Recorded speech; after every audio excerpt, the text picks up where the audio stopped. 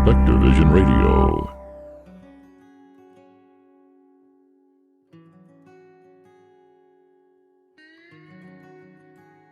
The American West has always been a place where the extraordinary feels strangely at home.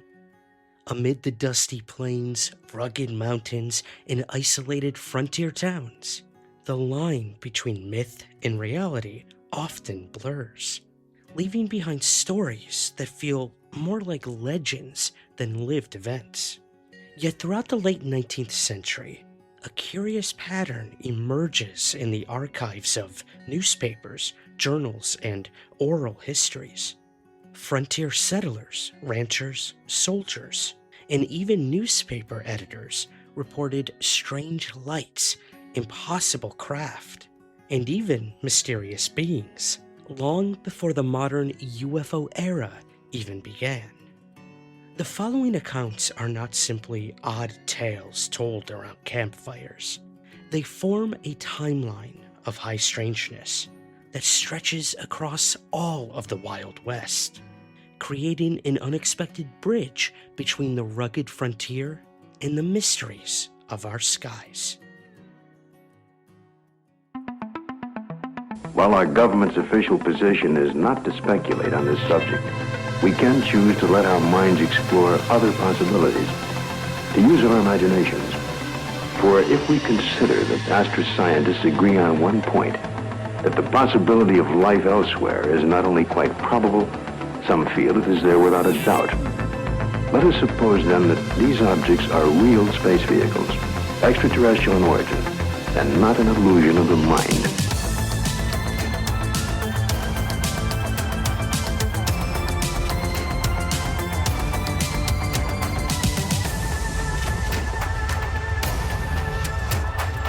I'm Ryan Sprague, and you are now somewhere in the skies.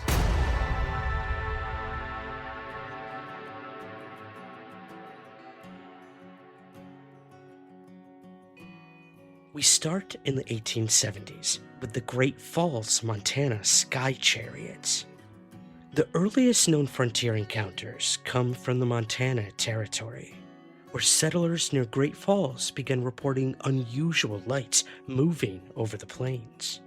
These lights were described as bright orbs, sometimes blue, sometimes gold, drifting silently across the skies like lanterns, being carried by invisible hands. Native tribes in the region spoke of these apparitions as sky chariots, or wandering star messengers. The sightings were so consistent that soldiers stationed near Fort Benton submitted written reports, puzzled by the lights that moved against the wind, with an intelligence not easily dismissed. Eyewitness testimony often emphasized the quietness of these objects. In a land where the slightest sound could carry for miles, the silence was unsettling. The lights hovered over encampments or moved slowly across riverbeds before eventually streaking upward at incredible speeds. Cowboys described being followed by these orbs as they rode at night, their horses becoming nervous as the glowing spheres shifted closer. One rancher wrote in his journal that the lights behaved as if they were inspecting the land, rather than just passing through. As more sightings began to appear, the local newspapers cautiously began printing short mentions of the strange aerial visitors. Editors framed them as curiosities, wonders of the natural world, or possibly atmospheric phenomena that settlers had yet to understand. But letters to the newspaper suggested something entirely different. Witnesses insisted these were not stars or comets or lanterns or atmospheric phenomena. These were controlled objects, moving with purpose. And this distinction haunted many of the frontier families who saw them. The Montana sky chariots would continue to be seen intermittently throughout the decade, but would eventually fade from the public record. Yet their presence marks a foundational moment in the strange saga of the Wild West UFO mystery. They represent a time when the skies over unsettled land seem to be alive with the unknown motion and intention of these objects. Even decades later, descendants of the original witnesses would recall the lights as a profound and unexplained part of their family's stories moving forward. Our next story comes from the 1880s with the Pacoima, New Mexico ghost lights. As settlement pushed deeper into the southwest, a new series of encounters emerged in the canyons and mesas of New Mexico. Cowboys traveling near what would become Pacoima began reporting bright, floating lights that moved independently of the wind. These lights danced across the ridges and dipped low into the valleys, illuminating the terrain in ways no natural lantern or flame ever could. The riders described the orbs as intelligent, reacting to their presence, sometimes drifting close enough to cast sharp shadows across the desert floor. The lights became a persistent companion to many night travelers. They appeared suddenly, sometimes startling riders and causing their horses to buck or flee. But despite the fear, many cowboys eventually grew accustomed to the phenomena.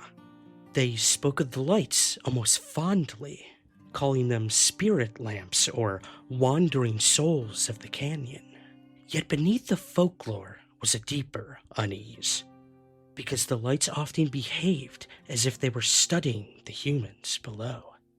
Local ranchers told stories of lights that followed cattle drives for miles, weaving between the animals and gliding above the herd in total silence. Occasionally, one would shoot straight upward and vanish without a sound. Older residents tried to connect the sightings to tribal legends of watchers in the sky. But even these stories failed to fully capture the otherworldly precision that these lights seemed to demonstrate. By the end of the decade, the ghost lights had become a regional mystery. They left behind no physical evidence, no crash debris, no sign of their origin, but the stories endured. For many in New Mexico, these encounters represented the first time the land itself felt haunted, not by spirits of the dead, but by something alive and observant in the night skies. And they were a prelude to a greater wave of strangeness that was about to sweep across the entire frontier. In the spring of 1884, a group of railroad workers in Blue Canyon in Colorado experienced one of the earliest reported crashes of a UFO. The men witnessed a bright flash in the sky, followed by a loud whistling sound that grew rapidly closer.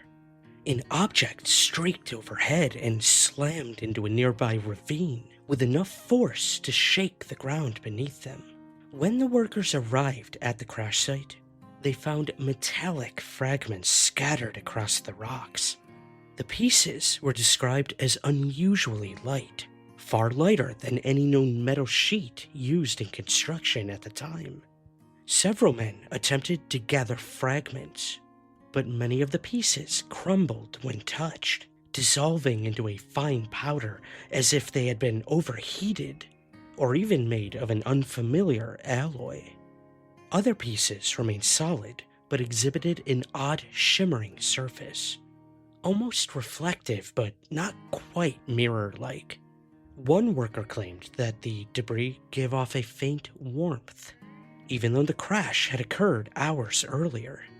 The newspaper reports of the time described the wreckage as both mechanical and impossibly delicate. The story spread quickly throughout the region, drawing in curious miners, surveyors, and travelers who wanted to see the remains for themselves. But by the time that most arrived, however, much of the debris had already begun to break down naturally, or had been removed by unknown individuals. Rumors circulated that government agents had passed through the area, giving us perhaps our first ever reports of men in black in the Old West. So while any debris from the crash does not remain, what does remain are the written testimonies of the railroad crew, who maintained until their dying day that they witnessed something no earthly technology could ever explain. The Blue Canyon incident became a quiet legend in Colorado history, overshadowed by more dramatic tales of bandits, gold strikes, and frontier wars. Yet for those who knew the story firsthand, it did mark a turning point. This was no drifting light or distant object. This was a crash, a physical event that suggested intelligent machinery operating far beyond the capabilities of the era. It set the stage for even more astonishing encounters that would soon emerge across the West. In the Arizona territory, a distinctly different kind of aerial mystery took shape. In April of 1890, two cowboys outside Tombstone claimed that they encountered an enormous creature gliding through the air. They described it as having a long, leathery body with massive wings that spanned nearly 100 feet across. Its head resembled that of an alligator or a serpent, and its flight was strangely smooth, as if buoyed by some force rather than relying on raw muscle. The men pursued the creature on horseback, eventually claiming to wound it with rifle fire. When the creature descended, the men examined its body more closely. They insisted it had no feathers, and that its hide was tough like dried rawhide. The wings were structured in a way that reminded them of thin, stretched metal rather than bone. The creature's eyes were said to glow faintly, even after it was dead. Their descriptions blurred the line between animal and machine, something that puzzled later researchers who viewed the case not as cryptozoology, but possibly of an early misinterpreted UFO encounter. Eventually, the Tombstone Epitaph, a newspaper at the time, published the story without mockery, detailing the measurements and the testimony of the cowboys. The tone of the article suggested genuine belief in the event, which is unusual given the paper's reputation for sensational frontier reporting. Some townspeople claimed to have seen the creature in the days prior, always at a distance, moving silently across the desert skies, like a drifting shadow against the sun. Over time, the flying serpent became local legend, often retold but seldom analyzed through a technological lens. Yet the descriptions remain fascinating. An enormous, gliding object, metallic wings, an unnatural silence in flight, and glowing eyes, all read very differently when viewed through a modern UFO framework. Whether creature or craft, the Tombstone incident captures the eerie crossroads between folklore and frontier reality. In the fall of 1896, Colonel H.G. Shaw and a companion near Stockton, California, reported one of the strangest encounters of the airship era. Shaw claimed that the two men were traveling through a rural road when they came upon three tall, thin beings, unlike anything he'd ever seen before. The beings stood over 7 feet tall, with elongated limbs, smooth, pale skin, and large eyes that shimmered in the moonlight. They wore no clothing and appeared weightless, struggling to walk as though Earth's gravity was unfamiliar to them. Shaw described how the beings attempted to seize him, gently but firmly, as if urging him toward a waiting craft. He resisted and eventually broke free, though he admitted that the beings exhibited surprising strength. The craft itself was described as a large metallic vessel, resting in a nearby field. It emitted a soft humming sound and glowed faintly from within. Before Shaw and his companion could observe more, the beings retreated back into the object, which ascended silently and disappeared into the night sky. The newspaper accounts of this encounter described Shaw's story in great detail, noting the sincerity of his report despite its fantastical nature. Skeptics at the time suggested that Shaw had misinterpreted a theatrical performance, or had encountered a group of pranksters. But the physical description was so unusual for any known hoaxers of the era. The beings did not resemble any cultural concept of extraterrestrials that would exist later on. They were simply unlike anything in the American imagination at the time. Shaw himself later reflected on the encounter with a mix of awe and confusion. He speculated that the beings might have come from the moon, which seemed an understandable conclusion given the era. But however interpreted, the Stockton case stands today as a remarkably early, remarkably humanoid encounter that aligns effortlessly with modern abduction narratives. It's a story far ahead of its time, emerging decades before science fiction created similar imagery, and it remains unexplained. Only days after the Stockton event, in 1896, another extraordinary encounter occurred in Lodi, California, deepening the mystery of the burgeoning airship wave.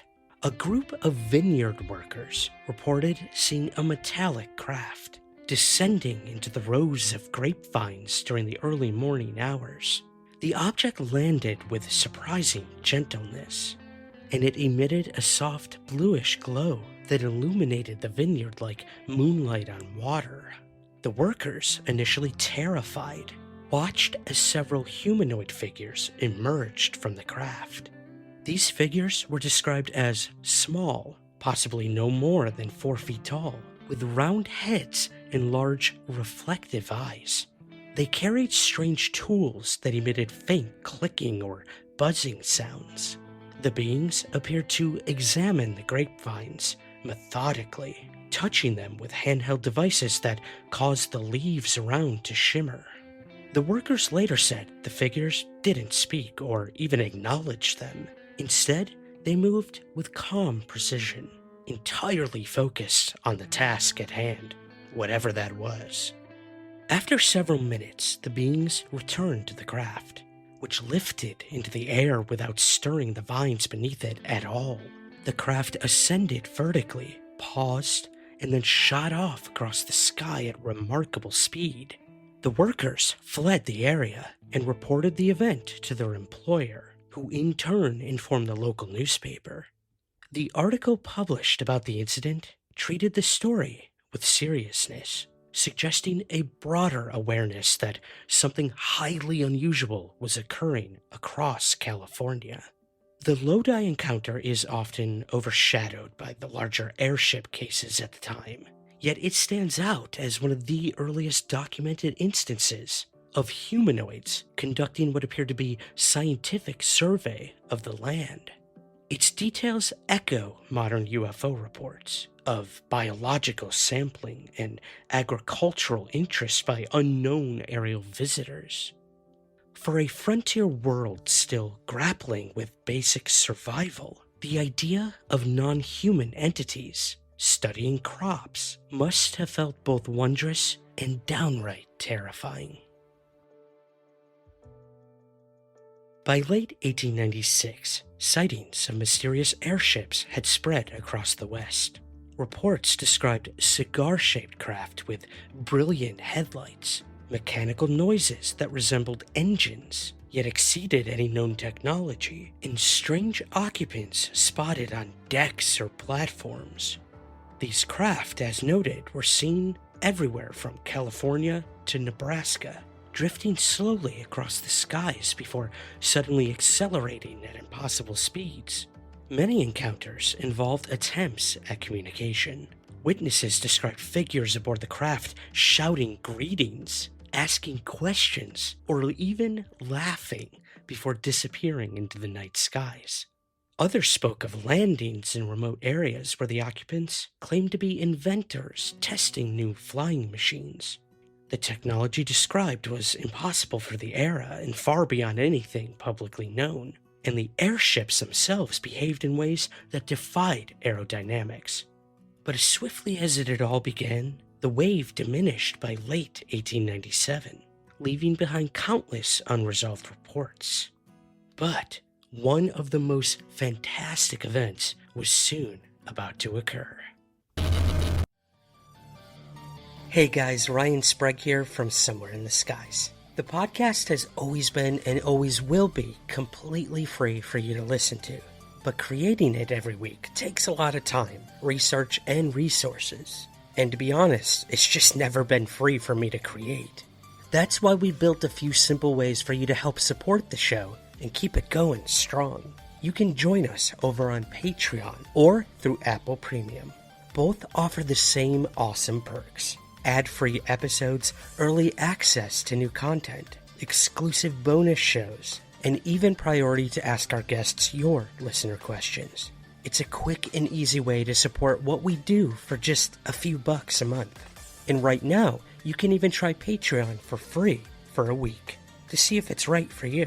To learn more and to join, head over to patreon.com/somewhereskies. That's patreon.com/somewhereskies. Or hit that subscribe button right at the top of your Apple Podcast feed. Thank you so much for listening, for supporting, and as always, keep looking up.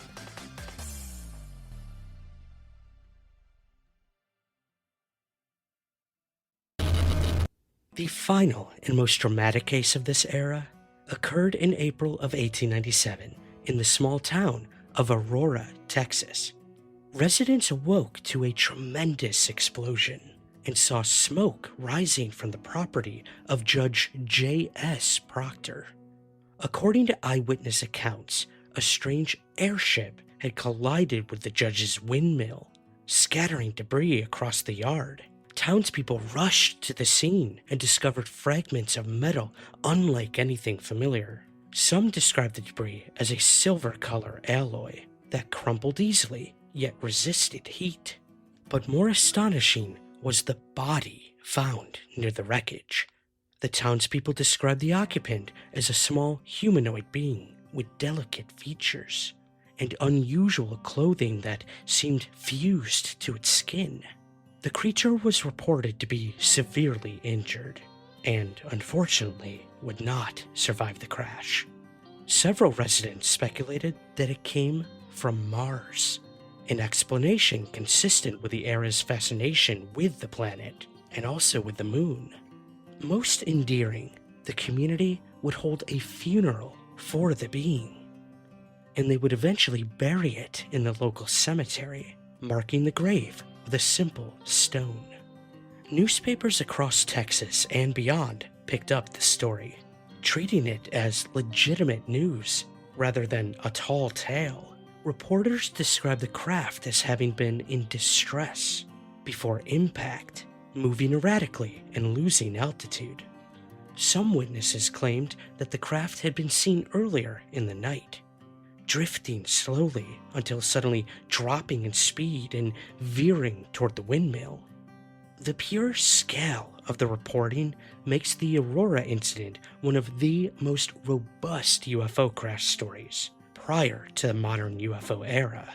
And despite attempts in later decades to dismiss the event as a hoax, many aspects of the story remain compelling, particularly the consistency of early eyewitness testimony. For the people of Aurora, the crash was not merely a curiosity. It was a profound moment that forced them to confront the possibility that life existed beyond Earth, and that it had somehow collided with their quiet frontier town. In the broader narrative of Wild West UFO history, it serves as a dramatic culmination of decades of mysterious encounters.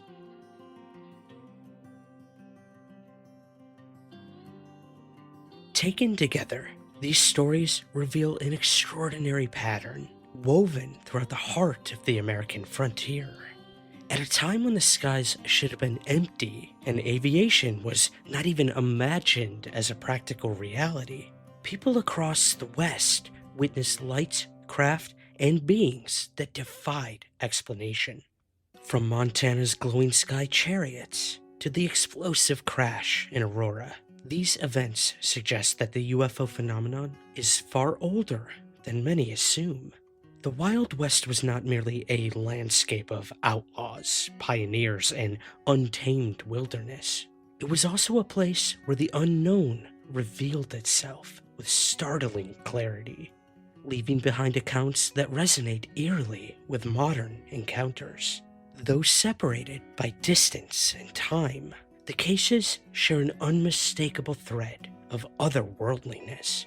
Silent craft approaching witnesses with deliberate motion, beings appearing with unfamiliar bodies and tools.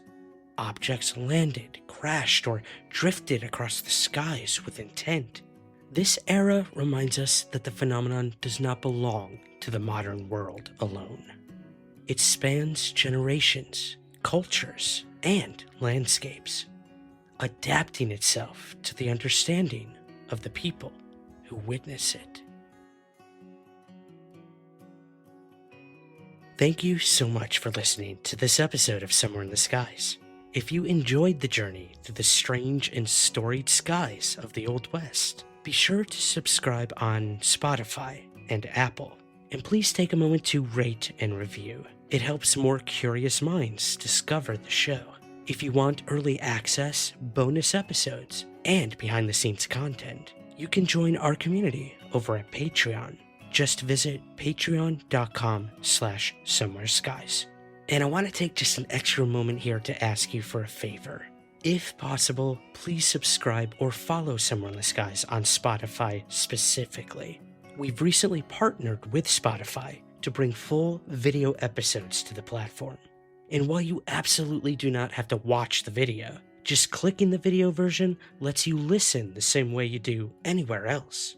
And I'll be completely transparent with you guys. We make a significantly larger portion of ad revenue when you listen or watch on Spotify. And trust me, I know switching apps is not always ideal, but Spotify's interface is super smooth and user-friendly, and I genuinely think you'll love the experience. More importantly, your support there helps us immensely in our goal to make Somewhere in the Skies a full-time endeavor for me. So you listening and watching on Spotify truly helps make that dream a reality.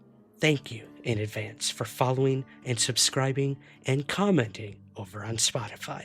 Until next time, keep your lanterns lit, your saddles steady, and your eyes upward. Because out here on the frontier of the unknown, you never know what might drift in from the dark, somewhere in the skies.